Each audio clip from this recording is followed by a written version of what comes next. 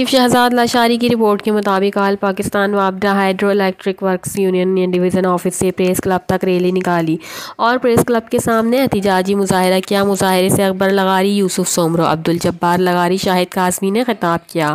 سکندر مہر اور دیگر نے کہا کہ ہمارے لائن سپرنٹینڈنٹ اور دیگر چھوٹے ملازمین کو بغیر کسی وجہ کے دور دراز علاقوں میں منتقل کیا جا رہا ہے، جو کہ انتہائی غلط اقدام ہے، جس کی ہم پرزور مذمت کرتے ہیں۔ ایک سازش کے تحت اس ادارے کو بند کرنے کی کوشش کی جا رہی ہے، تاہم ایسا ہرگز نہیں ہونے دیں گے۔ جبکہ چھوٹے عملے کے ساتھ اہلکاروں کی رویے کی شدید مذمت کرتے ہیں، جبکہ ہمارے ملازمین کی ترقیاں کافی عرصے سے روکی ہوئی ہیں۔ انہوں نے مطالبہ کیا کہ ٹرانسفر کیے گئے ملازمین کو فوری طور پر ان کے علاقوں میں واپس بھیجا جائے اور ہمارے جائز مطالبات کو فی الفور تسلیم کیا جائے، بصورت دیگر احتجاج کا دائرہ وسیع کر دیا جائے گا۔ Reporter Shahzad Lashari, CCN news, Mirpur خاص۔